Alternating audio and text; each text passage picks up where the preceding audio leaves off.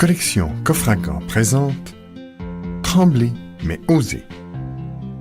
Publié aux éditions Marabout en 2001. Texte de Dr Susan Jeffers sur une narration de Aurélia Oleari.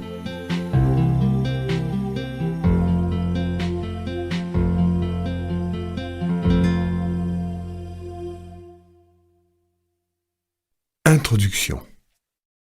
Ouvrez la porte. La peur est partout. La peur semble être un mal endémique dans notre société. Commencer quelque chose nous fait peur. L'achever nous fait peur. On s'affole devant le changement et la crainte de ne pas être à la hauteur. On est effrayé par le succès comme par l'échec. Et la vie nous terrorise presque autant que la mort. Quelle que soit la peur que vous éprouvez, ce livre audio va vous donner les bases et les outils pour devenir plus sûr de vous. Il vous aidera à faire face. Les conseils et les méthodes qu'il contient vous permettront de ne plus connaître ces moments de souffrance, d'immobilité et de dépression qui accompagnent souvent la peur. Vous allez devenir quelqu'un d'autre, maître de vous-même, énergique et enthousiaste. De quoi avez-vous peur? Le premier niveau de la peur. Il concerne les appréhensions que tout le monde est susceptible de ressentir devant une situation rencontrée dans la vie, qu'elle soit naturelle ou accidentelle, ou devant un acte et une décision difficile à poser. Réparties selon ces deux catégories, situation rencontrée dans la vie et action à entreprendre, voici quelques exemples de ces peurs les plus fréquentes. Situation rencontrée dans la vie. La vieillesse, l'infirmité, la retraite, la solitude, le départ des enfants, les soucis d'argent, le changement, la mort, la maladie, la perte d'un être cher, l'accident. Action à entreprendre. Reprendre des études, prendre une décision, changer de métier, se faire de nouveaux amis, s'engager dans une relation amoureuse, mettre fin à une relation amoureuse, téléphoner, s'affirmer en société, décider de suivre un régime, subir un entretien d'embauche, conduire, parler en public. Comme vous pouvez l'imaginer, cette liste n'a rien d'exhaustif. Je suis persuadée que vous êtes capable de l'allonger à l'infini. Rassurez-vous et constatez que vous n'êtes pas seul à éprouver certaines des angoisses évoquées, voire de connaître la plupart d'entre elles. Le deuxième niveau de la peur. Les peurs que j'appellerais du deuxième niveau diffèrent des précédentes en ce sens qu'elles ne dépendent pas d'une situation extérieure donnée. Elles sont l'expression de votre moi profond et de votre difficulté à faire face à l'adversité. Schématiquement, on pourrait dire qu'elles intéressent l'ego. Voici quelques exemples pour clarifier les choses. L'exclusion, le succès, l'échec, la vulnérabilité, la duperie, l'impuissance, la désapprobation, la mésestime de soi. Comme elles sont liées à votre état d'esprit, ces peurs risquent d'avoir des conséquences très graves sur le cours de votre vie. Le troisième niveau de la peur. Nous voici arrivés à l'aspect pratique du problème, à savoir la peur la plus forte de toutes, celle qui paralyse. Accrochez votre ceinture. Elle se résume en quelques mots, entre guillemets, « je n'arrive pas à faire face ». Il y a simplement la peur de ne pas savoir comment affronter l'événement qui se présentera. Avoir confiance en soi. Pour diminuer votre peur face à un événement quelconque, la seule chose que vous ayez à faire est d'avoir confiance en vous. J'insiste beaucoup sur ce point parce qu'il me paraît essentiel. À partir de maintenant, chaque fois que vous sentirez la peur monter en vous et vous nouer l'estomac, souvenez-vous que c'est simplement parce que vous manquez de confiance en vous. Tout peut m'arriver, je saurai faire face. La première chose à faire pour surmonter ces peurs est donc de développer votre confiance en vous. Quand vous aurez atteint ce but, vous serez capable de dire « Il peut m'arriver n'importe quoi, je serai capable de faire face ». La peur ne vous quittera pas. La peur ne me quittera pas aussi longtemps que j'évoluerai. Tant que je suis confrontée aux réalités du monde extérieur, aussi longtemps que je mets mes capacités à l'épreuve et que je dois prendre des risques pour faire en sorte que mes rêves deviennent réalité, Je vais être confronté à la peur et à l'appréhension. Me rendre compte de cette vérité fut pour moi une profonde révélation. Évidemment, je me doute que cela ne déclenche pas forcément chez vous un enthousiasme délirant. Vous espériez probablement que je vous propose une recette miracle ou quelques formules de sorcellerie. Désolé, mais les baguettes magiques n'existent que dans les contes de fées. Mais au fait, au lieu d'être déçu, ne devriez-vous pas au contraire être soulagé? En acceptant le fait que votre angoisse ne vous quittera pas, voilà une bataille que vous n'aurez pas à livrer. D'ailleurs, si vous voulez mon avis, elle était perdue d'avance. Voilà comment vous devez vous y prendre. Cherchez à avoir de plus en plus confiance en vous en suivant les exercices proposés dans ce livre audio. Vous verrez, vos rapports avec la peur changeront radicalement. Agir et se dépasser.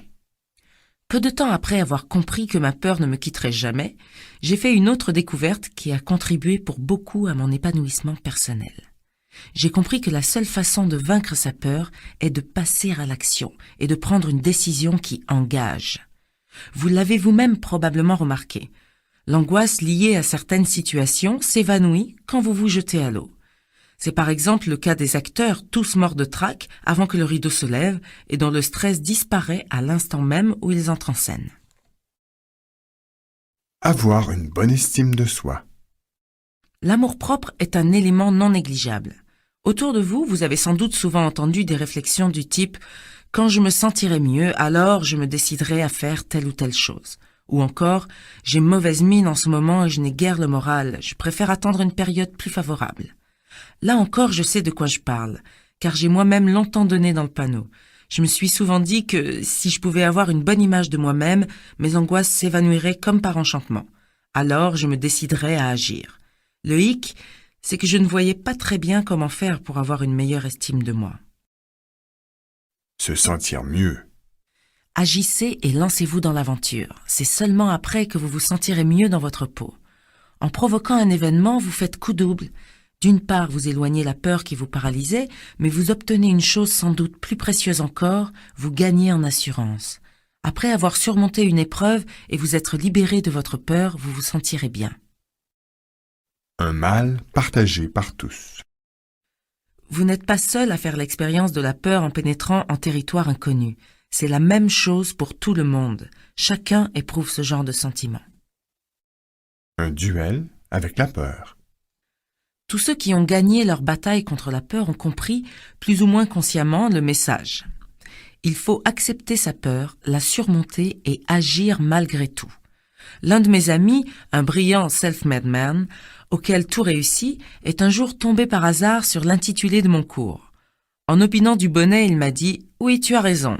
À chaque décision, à chaque moment important, j'étais plein d'appréhension et angoissé. Pourtant, cela ne m'a jamais empêché de prendre les risques nécessaires à l'accomplissement de mes projets. Je mettais de côté mes angoisses, j'avançais envers et contre tout. Je m'efforçais de penser à une seule chose, réussir et donner une forme concrète à mes idées. Si vous n'engagez pas ce bras de fer avec la peur, et si vous ne vous décidez pas à la surmonter, alors vous aurez tendance à temporiser, à attendre vainement que le contexte devienne plus favorable. Malheureusement, vous perdrez votre temps, car vous trouverez toujours un nouveau prétexte pour remettre une décision à plus tard. Votre angoisse restera vécue comme un signal de retraite au lieu d'être perçue comme une sorte de feu vert qui vous invite à avancer. La peur, une compagne de route. Personne n'échappe à la peur. Ce n'est pas non plus une ancre qui nous amarre à jamais au port. Il faut l'envisager comme une sorte de compagnon de route qui accompagnera tous les bouleversements de notre vie. Se convaincre. Dans cette optique, la première étape est d'énoncer, à voix haute, au moins 10 fois par jour pendant le mois à venir, ce que j'appellerais les vérités de la peur. Les voici. Première vérité. La peur ne me quittera pas aussi longtemps que j'évoluerai. Deuxième. La seule façon de vaincre ma peur est de passer à l'action et de prendre une décision qui m'engage. Troisième. En agissant et en me dépassant, je me sens mieux et plus sûr de moi. Quatrième, je ne suis pas seul à faire l'expérience de la peur lorsque je pénètre en territoire inconnu. Tout le monde ressent la même chose. Cinquième, surmonter l'appréhension d'agir engendre moins d'angoisse que de vivre constamment avec la peur souterraine créée par un sentiment d'impuissance et d'insatisfaction. De la souffrance au pouvoir. Dans le chapitre précédent, vous avez vu que chacun d'entre nous a peur à l'approche d'un changement. Pourtant, certains parviennent à surmonter leur angoisse et à franchir le pas malgré tout. Pourquoi pas vous? Que le pouvoir soit avec vous. Le vrai problème, manifestement, n'est donc pas la peur en elle-même, mais la façon dont on la vit et les effets qu'elle produit. En gros, les phénomènes induits se résument de deux manières. Chez un premier groupe d'individus, les angoisses sont tout à fait irrationnelles. Elles ont pour origine un problème de pouvoir, choix, énergie et action. Chez les seconds, la peur crée une sorte de paralysie qui les empêche d'agir. Elle a pour origine un état de souffrance, faiblesse, dépression et paralysie. Je m'explique sur cette notion de pouvoir qui risque d'être mal comprise. Le sens que je donne au mot pouvoir est très différent. Je veux parler en effet du contrôle de votre perception du monde extérieur et de votre comportement devant les aléas de la vie. De ce pouvoir que vous avez sur vous-même dépend votre épanouissement, votre aptitude au bonheur, votre capacité d'agir, mais aussi d'aimer les autres. Ce que j'appelle le pouvoir est le reflet d'une bonne image de soi, rien d'autre. En aucun cas une quelconque forme d'égocentrisme. Au contraire, en dépit de leur besoin irrésistible de tout centrer sur eux-mêmes, les personnes égoïstes et narcissiques sont dépourvues de pouvoir. Ce manque les maintient dans un état permanent d'angoisse car leur identité et leur existence véritable dépendent du monde extérieur. Le pouvoir dont je veux parler est libérateur. C'est une sorte de maîtrise de soi qui élimine l'attente stérile et passive que le monde comble vos désirs à votre place. C'est un jeu intérieur. Il s'agit d'obtenir de vous-même ce que vous voulez faire vous-même.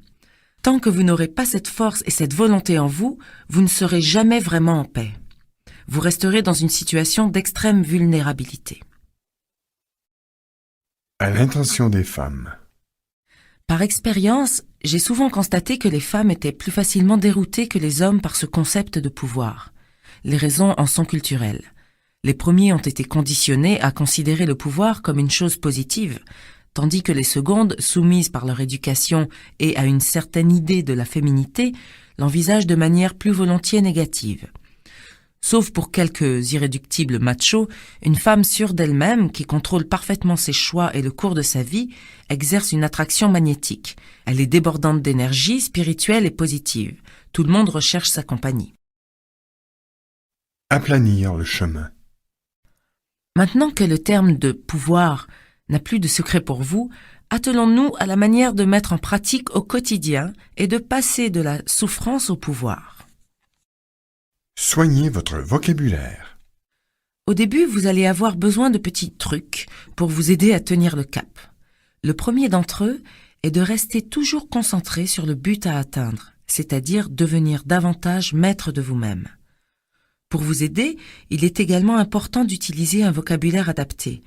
Les mots que vous utiliserez auront beaucoup d'impact sur votre qualité de vie. Certains sont destructeurs, d'autres stimulants.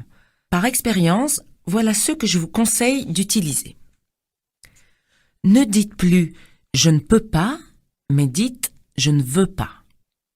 Ne dites plus « je devrais », mais dites « je pourrais ». Ne dites plus « ce n'est pas ma faute », mais dites « je suis entièrement responsable ». Ne dites plus « c'est un problème », dites plutôt « c'est une chance ». Ne dites plus « j'espère », mais plutôt « je sais ». Ne dites plus « si seulement », mais dites « la prochaine fois ». Ne dites plus « que vais-je faire », mais dites « je vais assumer ». Ne dites plus « c'est affreux », mais dites « c'est une bonne leçon ».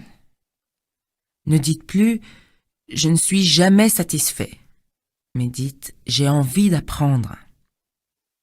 Ne dites plus « la vie est un combat », mais dites « la vie est une aventure ».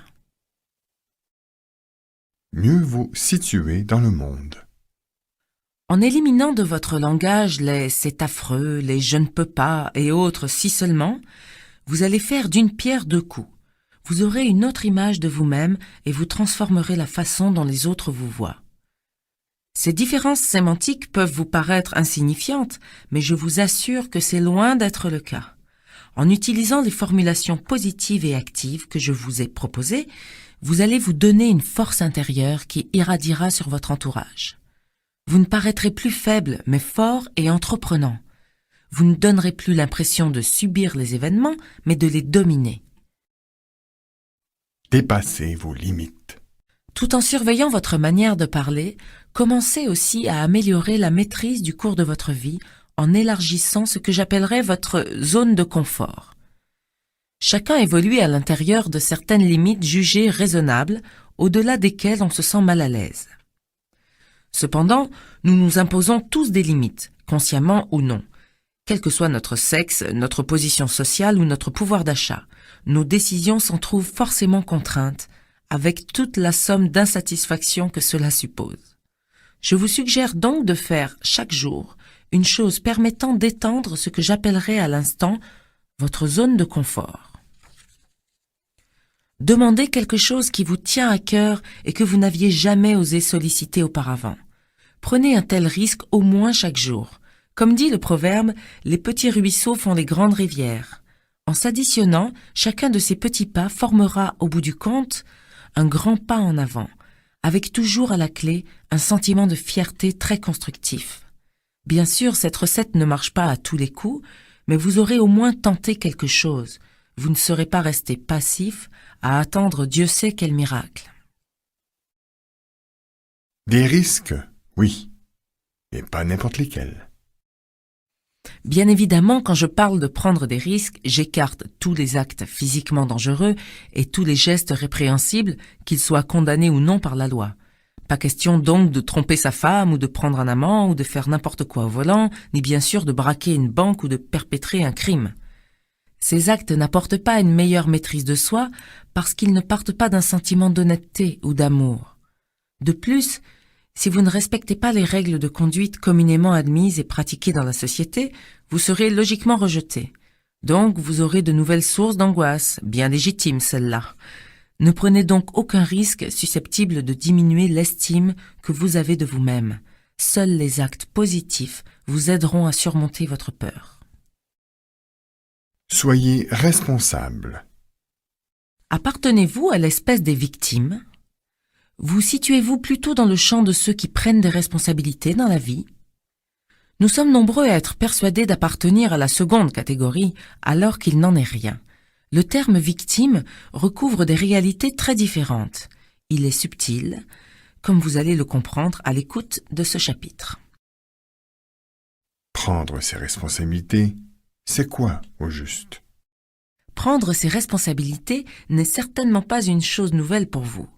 On vous l'assène à longueur de journée. Dans la vie, il faut prendre ses responsabilités. Je vais peut-être vous surprendre, mais je suis convaincu que la plupart d'entre nous ne saisissent pas le sens profond du terme responsabilité.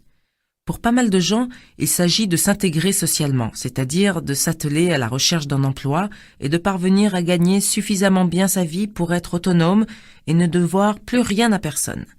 C'est vrai dans un certain sens, mais cela mérite tout de même d'être nuancé. Je connais des personnes qu'on qualifierait de dépendantes, à savoir des personnes dites inactives, qui savent aussi ce que signifie prendre des responsabilités. Marie mène une existence dorée, brillante carrière, appartement dans un quartier chic, compte en banque gonflé à bloc, amis et amants à l'appel. Malgré tout, elle passe son temps à vilipender son ex-mari. Il me gâche la vie, il est odieux avec moi, il ne me verse pas de pension alimentaire, etc.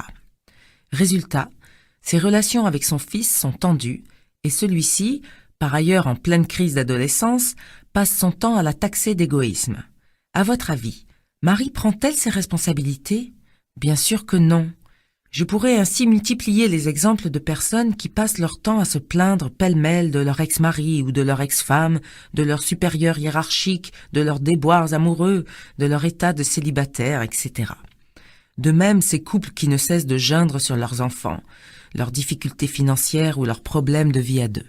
Là encore, sont-ce des gens responsables ? Pas le moins du monde. Dans une certaine mesure, chacun joue son rôle de victime à la perfection. Exercer un pouvoir sur soi-même et décider du cours de sa vie sont des attitudes qui leur sont parfaitement étrangères. Résultat, malgré leur apparence de dynamisme, ils sont menés par le bout du nez par les événements et sont paralysés par la peur.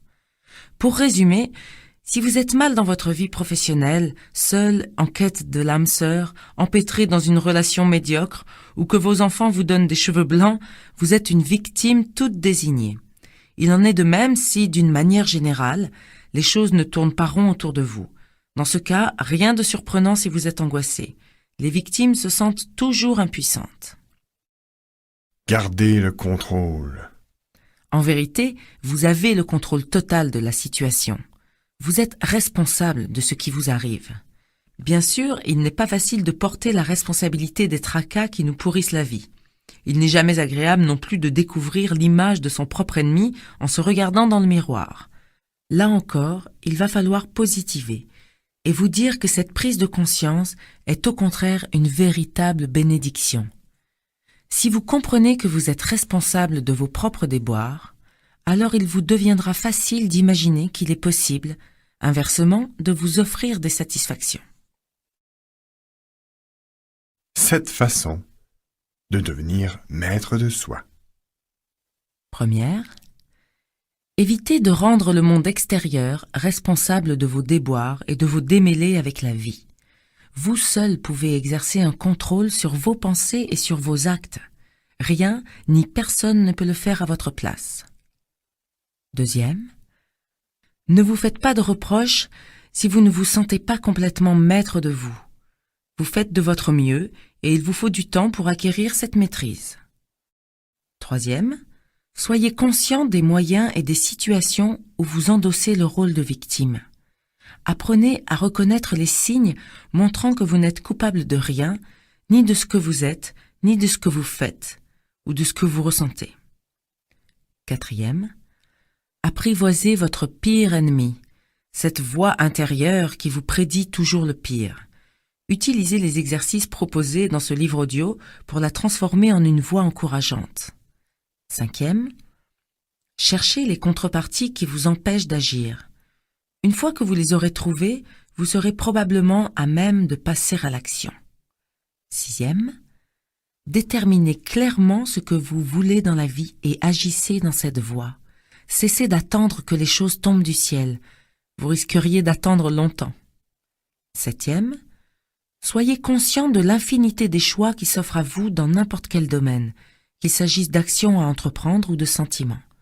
Empruntez le chemin qui vous fera sentir le mieux dans votre peau, en paix avec vous-même et avec vos proches. Positiver. Pensez positivement. La pensée positive est un concept difficile à faire comprendre et à faire accepter. Quand j'expose mes idées à ce sujet au cours de mes ateliers de travail, mes élèves se rebiffent immédiatement et me disent tous « ce n'est pas réaliste ».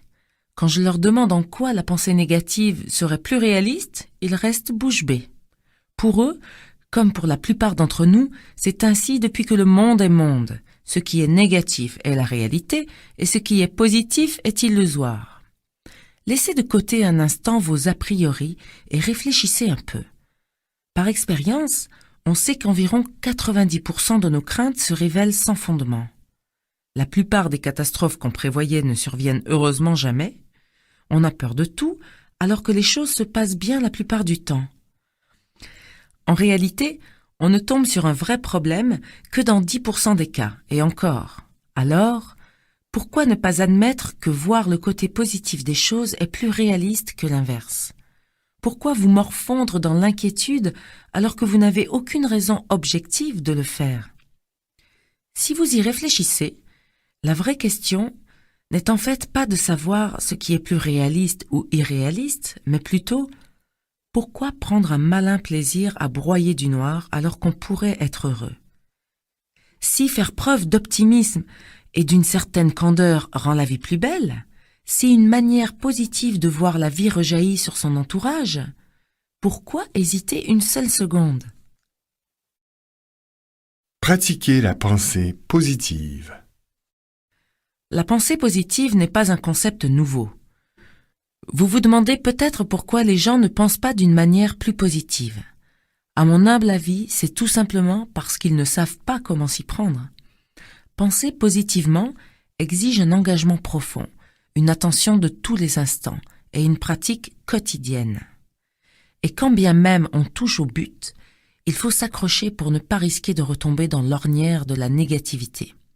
La tentation de voir le pire, en effet, reste tapie dans un coin sombre de notre cerveau.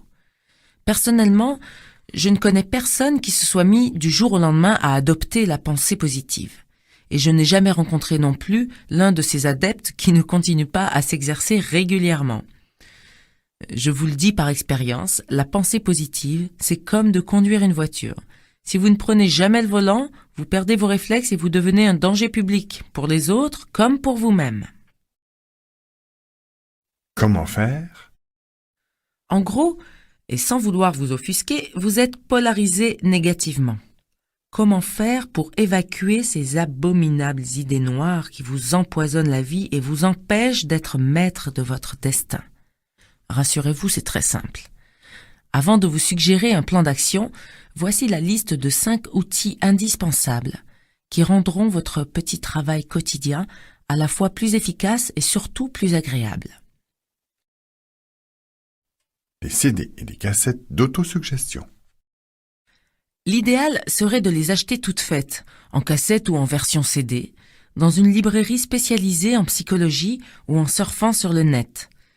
Si vous ne trouvez rien, préparez vous-même vos cassettes en enregistrant des messages positifs que vous répétez plusieurs fois d'une voix posée et assurée, en articulant bien chaque mot.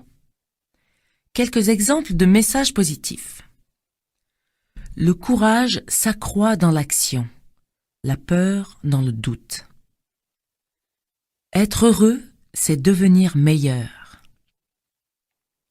Ce que je fais est le reflet de ce que je suis.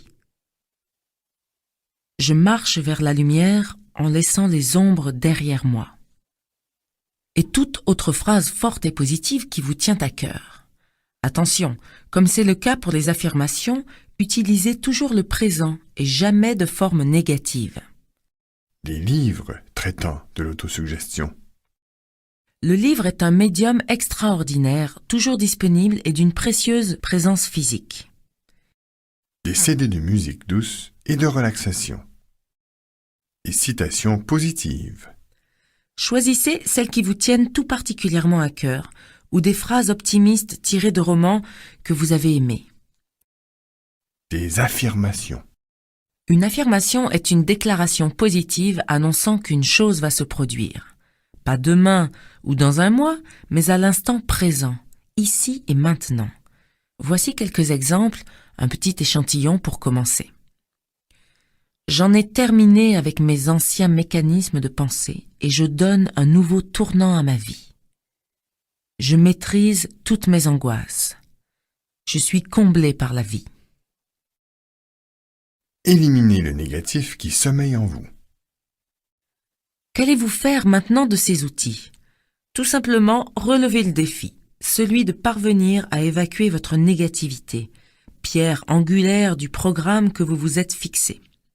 La voix intérieure qui vous chuchote les pires éventualités à longueur de journée ne va pas se laisser faire, vous êtes prévenu. Tous les jours et au moindre signe de faiblesse de votre part, elle cherchera à reprendre le dessus. Quand vous aurez réussi à l'apprivoiser, vous aurez gagné un point essentiel. À ce stade, penser de manière positive deviendra plus naturel et même automatique, de sorte qu'un petit pense-bête vous suffira pour rester vigilant. Mais dans les premiers temps, il va y avoir du sport. Petite précision pour finir. La pensée positive présente toutefois un risque qu'il est important de préciser. Il ne faut pas l'utiliser comme une excuse pour refuser la réalité. Souvenez-vous, la pensée positive, dans sa forme la plus constructive, ne constitue pas un refus de la souffrance et de la misère du monde. La pensée positive permet d'envisager l'existence de solutions, même si elles n'apparaissent pas immédiatement avec évidence. Refuser la réalité entraîne l'inaction et une certaine désespérance. Les obstacles à votre épanouissement. Alors que vous commencez à voir les choses de manière positive, vous vous apercevez que votre entourage ne suit pas. Dans votre famille et avec vos collègues, vous ressentez comme un malaise. Certains semblent ne pas vraiment apprécier le changement de votre personnalité. On ne vous reconnaît plus, vous déroutez. Que vous est-il arrivé? Le regard des autres. Tout à coup, en devenant plus positif, vous cassez d'une certaine manière un modèle relationnel bien établi. Votre objectif est d'évoluer d'un état de souffrance vers une meilleure maîtrise de vous-même. Vous avez décidé de surmonter vos peurs, c'est parfait. Mais dans cette optique, il est très important d'être soutenu par des personnes fortes et motivantes. Quand vous commencerez à vous épanouir, vous noterez très vite que vous ne supportez plus la fréquentation de personnes dépressives. Leur vision négative de tout est contagieuse. Après avoir passé du temps en compagnie de telles personnes, vous avez sans doute remarqué que vous les quittiez avec un sentiment diffus d'amertume et de mépris de vous-même. Lorsque vous restez un moment avec une personne positive, vous vous sentez pousser des ailes et comme illuminé. Vous connaissez bien sûr le dicton « qui se ressemble s'assemble ». Au fur et à mesure que vous adopterez une attitude positive, vous serez attiré par d'autres genres de personnes et vous leur plairez. Trouvez des guides. Vous allez en effet chercher à vous entourer de gens qui vous serviront d'appui, des personnes qui vous feront sentir à quel point vous êtes devenu quelqu'un de formidable. Le partenaire qui résiste. C'est fait. Vous avez mis de l'ordre dans votre cercle d'amis, mais vous vous posez une angoissante question. Que dois-je faire si, dans mon entourage, la personne la plus décourageante est justement celle avec qui je partage ma vie? Il s'agit là d'un problème épineux à prendre avec des pincettes. Plus que tout autre, en effet, c'est généralement le conjoint qui est tenté d'opposer la résistance la plus vive à l'épanouissement de son partenaire. Il lui faudra certainement un peu de temps avant de réaliser qu'il y a au contraire tout à y gagner. Le risque de la cassure. La perspective de briser votre couple n'a certes rien de rassurant, et personne ne peut l'envisager de gaieté de cœur. Dans un couple cependant, quand l'un refuse obstinément à l'autre la liberté de s'épanouir, une décision drastique s'impose, se séparer. Je ne connais personne qui ait regretté de briser une relation inéquitable et préféré se morfondre toute sa vie. Ayez confiance en l'autre. Je sais que les relations de couple sont une chose sérieuse. Je sais aussi qu'il faut beaucoup de courage pour ne pas baisser les bras lorsqu'on sent l'autre se transformer en ennemi. À terme, le risque d'une séparation existe, mais l'enjeu est tel qu'il en vaut la peine. Si vous optez pour une certaine stagnation simplement pour ne pas déplaire à votre conjoint, vous deviendrez de toute façon amer. Vous ressasserez le fait que vous avez laissé passer votre chance et vous en rendrez votre conjoint responsable. Et l'issue sera probablement la même, c'est-à-dire la rupture. Mais plutôt que d'envisager le pire, je vous suggère plutôt de croire, comme c'est tout naturel, que votre partenaire souhaite ce qu'il y a de mieux pour vous et qu'il sera ravi de votre changement. Très vraisemblablement, il sera soulagé par votre nouvel allant, qui va en quelque sorte le décharger d'une part de responsabilité. Pensez aussi que les gens, dans leur immense majorité, fonctionnent normalement. Ils préfèrent que leurs proches soient forts, en bonne santé et affectueux, plutôt que faibles, malades et indifférents. Méditez aussi ceci. S'il se trouvait par aventure que votre partenaire vous préfère dans cet état-là, auriez-vous envie de rester à ses côtés? Le coup du balancier. Quand on cherche à changer et à se donner des bases plus saines, on a tendance à aller trop loin, c'est-à-dire à passer à plusieurs reprises d'un état de passivité à un état d'agressivité avant de parvenir à une stabilisation. Pour être plus précise, ce balancement pourrait s'appeler le syndrome passivité-agressivité-assurance.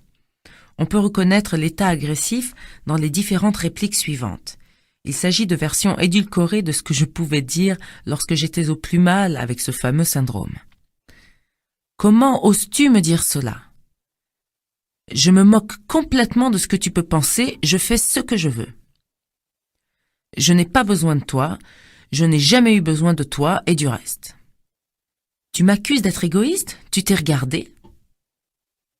Bien que ces prises de bec laissent la plupart du temps un goût amer, elles font d'une certaine façon infiniment de bien. En effet, elles constituent autant de signes tangibles du changement de votre personnalité. Le seul problème, c'est que vous manquez de confiance en vous et que vos réactions sont par conséquent excessives. Ce glissement vers un comportement agressif se produit au moment où l'on se cramponne au désir d'évoluer. Comme on est tenaillé par la peur de régresser, plutôt être odieux que de revenir vers un état passif. Restez lucide. Là encore, prendre conscience des choses ouvre les portes. Que votre évolution et vos prises de risques puissent se heurter à la résistance de votre entourage, c'est un fait dont il faut tenir compte. Quand on se met à faire des remous et à bouleverser l'ordre du monde, il se trouve nécessairement quelqu'un pour vous dire de vous tenir tranquille. N'en soyez ni offensé, ni surpris, ni fier. La personne qui réagit ainsi cherche à se protéger. La plupart du temps, elle ne se rend pas compte de ce qu'elle fait. Dans son esprit, les reproches et les critiques qu'elle vous adresse sont parfaitement justifiés. Elle le fait pour votre bien. Il est essentiel de garder cela à l'esprit pour rester lucide. L'extrême. La mise entre parenthèses.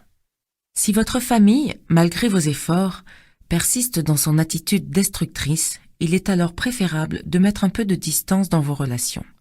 Laissez du temps au temps et attendez d'être en mesure de réagir de manière adulte. Pour conclure, Retenez bien, c'est très important que vous devez être votre meilleur ami. Quoi que vous ayez décidé de faire, ne vous sabordez pas. Quel chemin prendre pour grandir? Telle est la vraie bonne question. Faites aussi preuve d'optimisme. Pensez à l'heureuse surprise d'être compris et soutenu par ceux que vous aimez. Si vous vous heurtez à une quelconque incompréhension, envisagez également les choses de façon positive. Vos forces toutes neuves vous permettront de transformer ces relations et de tisser des liens sur des bases plus harmonieuses. le choix gagnant. La peur de prendre des décisions compte parmi les épreuves les plus paralysantes. Comme le disait l'un de mes élèves en se plaignant, parfois on se sent comme l'âne entre deux bottes de foin, incapable de choisir celle qu'il va manger et il meurt de faim.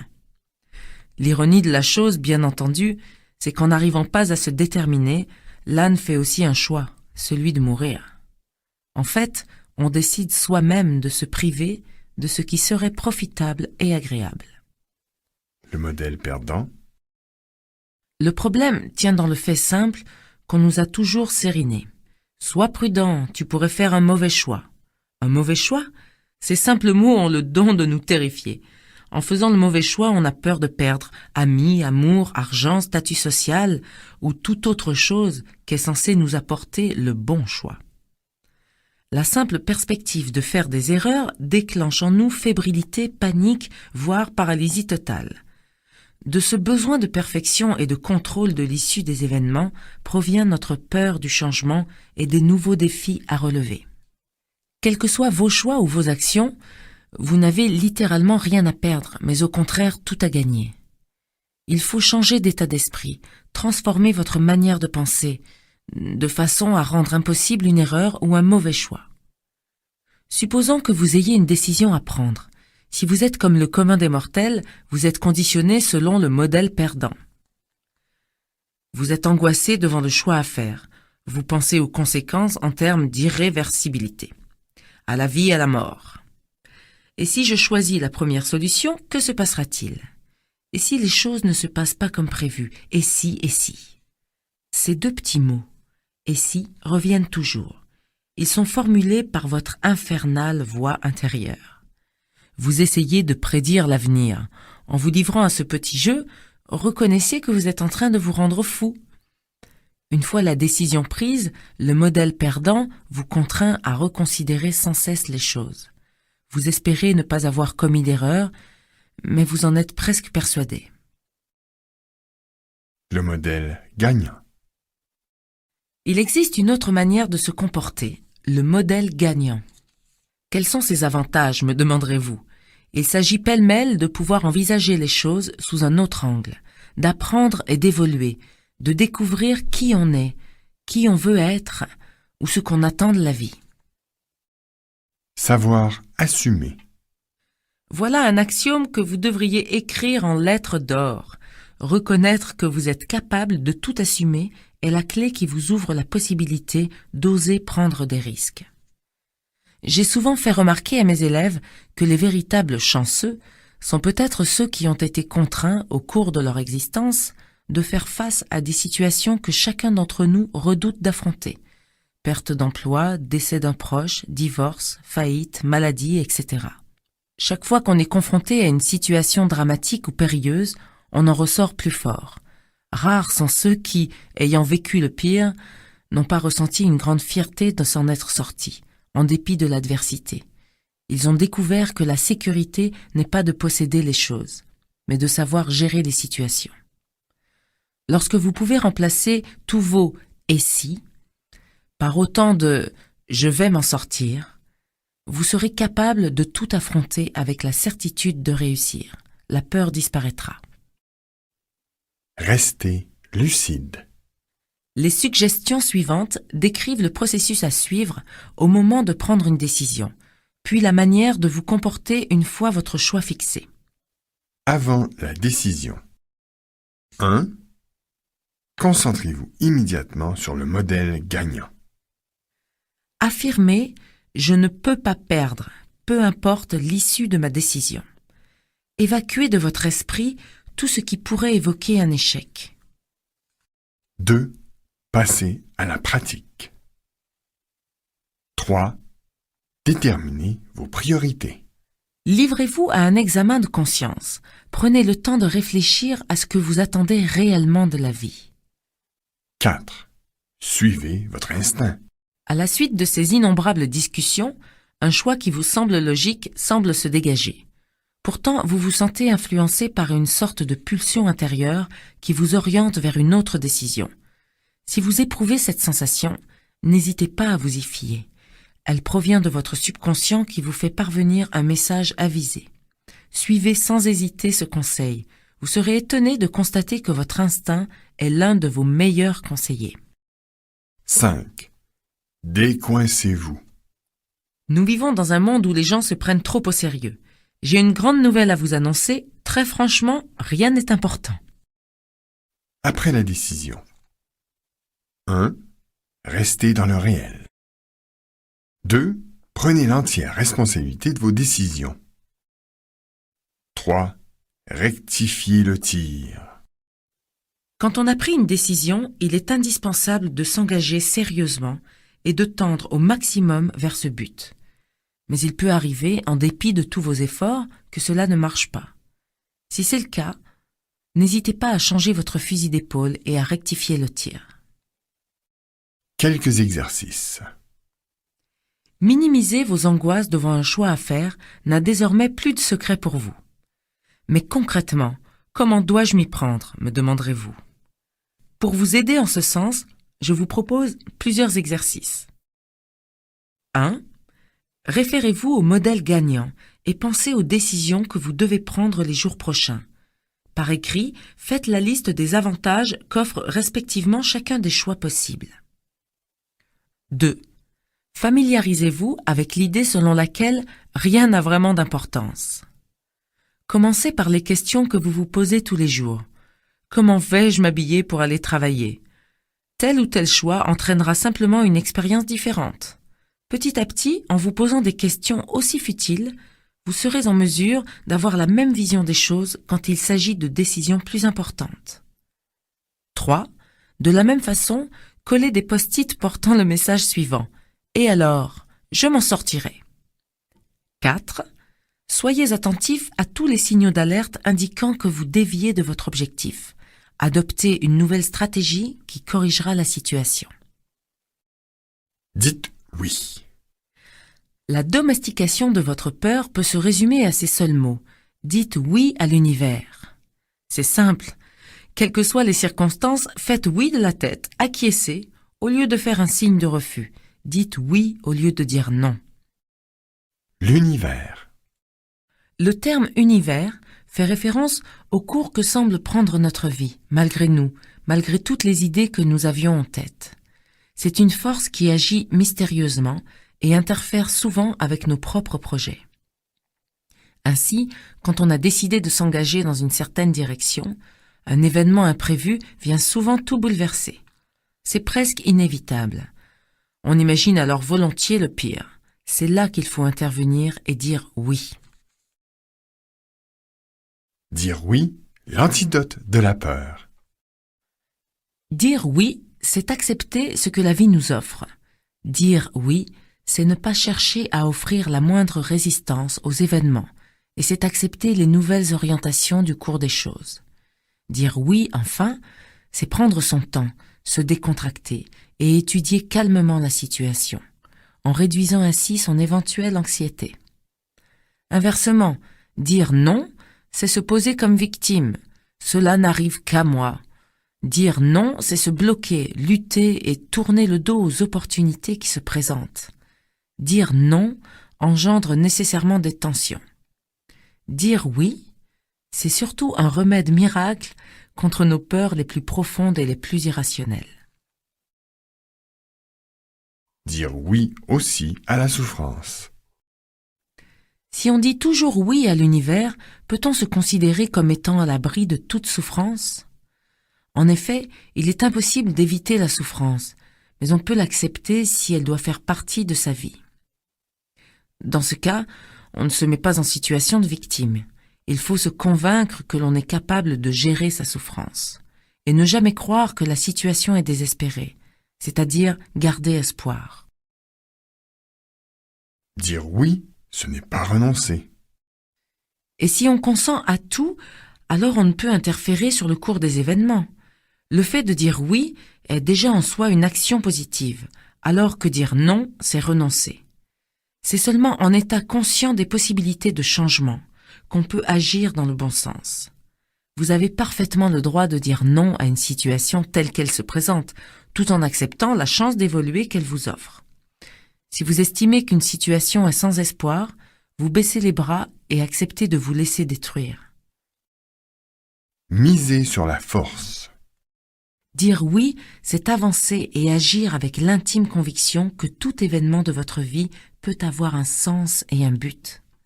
C'est donc miser sur la force que vous avez en vous, au lieu de vous laisser aller à la facilité de la faiblesse. Les étapes pour dire oui. Première, être conscient du choix de pouvoir dire oui ou de pouvoir dire non. Deuxième, dire oui. Troisième, se détendre le corps et l'esprit. Quatrième, se demander quelles expériences positives il est possible de tirer d'une situation. Cinquième, être patient et indulgent envers soi-même. Enfin, n'oubliez pas ces deux choses. Dire oui à la vie prend du temps. Il est indispensable de commencer par se dire oui à soi-même. Donner. D'après vous, êtes-vous quelqu'un de généreux ? Réfléchissez à cette grave question, car elle mérite réflexion. Pour vous sentir mieux, soyez altruiste. Vous pourriez me demander, qu'y a-t-il de mal à recevoir en retour ? Rien, vous répondrai-je. Cependant, si vous donnez dans l'espoir de recevoir, vous vous exposez à vivre dans la peur. En résumé, c'est ce qui se passe lorsque la principale motivation de donner est de recevoir en échange. La véritable générosité n'est pas seulement pur altruisme. Comme j'espère vous l'avoir fait comprendre, elle est aussi la garantie de votre mieux-être. Savoir donner.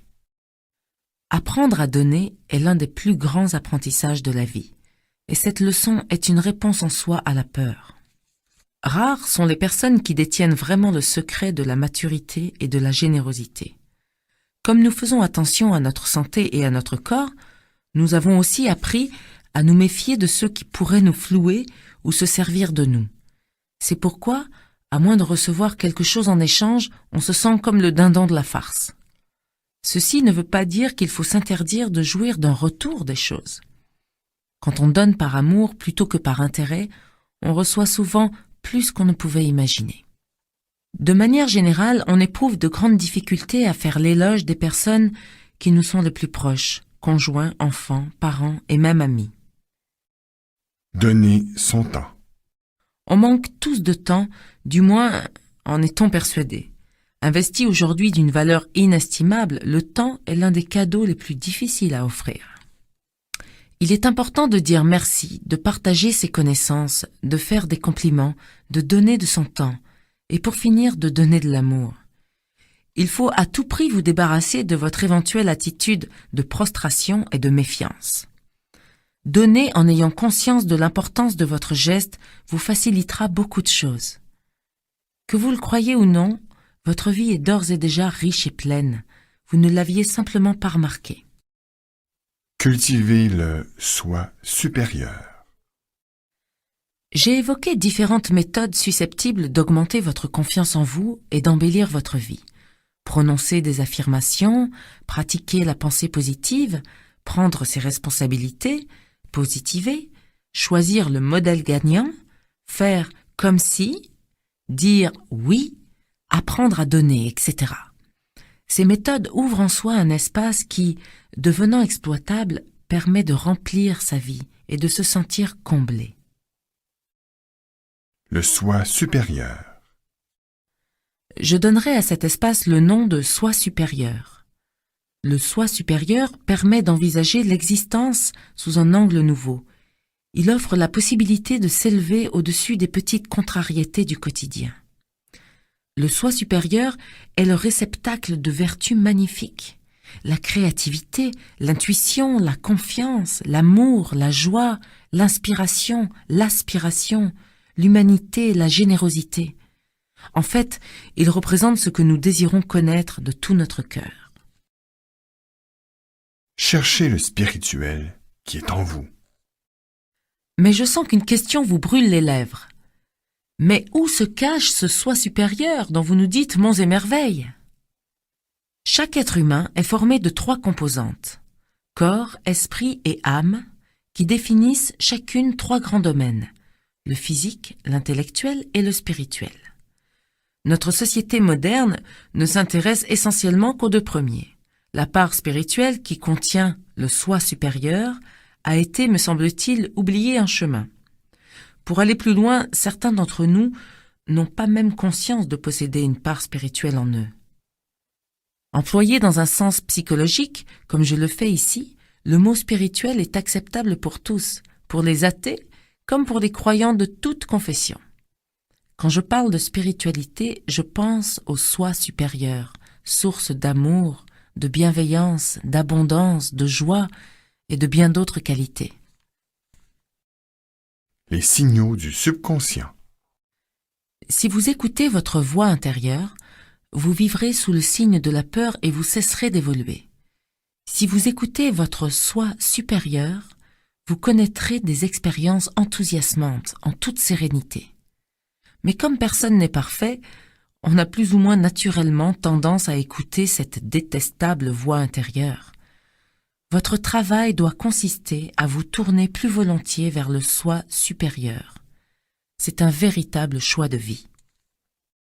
Laissez-vous aller. Commencez simplement par prêter attention à ces messages venus du subconscient et suivez leurs conseils. Si le signal est « appelle telle personne », faites-le sans hésiter. S'il vous dit « va à tel endroit », allez-y. Le temps devant soi. Patience. En avançant dans la vie, le plus grand piège à éviter est l'impatience. Elle est simplement une façon de se punir soi-même. Elle occasionne un stress, une sensation d'insatisfaction et de la peur. Chaque fois que votre voix intérieure vous dira d'aller plus vite, demandez-lui « qu'est-ce qui presse ?» Les choses se déroulent à merveille. Ne t'inquiète pas. Quand je serai prêt à faire le pas, je le ferai. En attendant, j'observe et j'apprends. Un apprentissage permanent. Chaque fois que nous traversons une épreuve difficile, nous comprenons que nous sommes en présence d'une chose encore inconnue. L'univers nous offre la chance d'apprendre. Si l'on fait face à l'épreuve dans un tel état d'esprit, on ne se pose plus en victime. Il nous est alors permis de dire oui. Quoi qu'il vous arrive, souvenez-vous que c'est toujours parfait. La vie est un apprentissage permanent. Tant que vous en aurez conscience, vous n'éprouverez jamais le sentiment de n'avoir rien fait de votre existence. joie et souffrance. Tant d'émotions et de merveilles vous attendent. Parfois, vous connaîtrez la joie de surfer sur la vague. À d'autres moments, vous souffrirez de vous sentir hors course. Souvenez-vous que vous n'êtes pas seul. Chaque fois que la vie vous infligera une blessure, pensez que le monde est rempli de toutes sortes de choses susceptibles de vous soutenir. Dites oui à la vie. Participez, bougez, agissez, écrivez, engagez-vous, prenez position. Faites tout ce qui vous paraît bien et profitable. Donnez-vous à fond. Pour cette raison, le véritable objectif de la vie est la joie. Mais qu'est-ce que la joie au fond ? C'est un sentiment qui exprime l'effervescence de la part spirituelle qui est en chacun de nous. La joie est caractérisée par la légèreté, l'humour, le rire et la gaieté.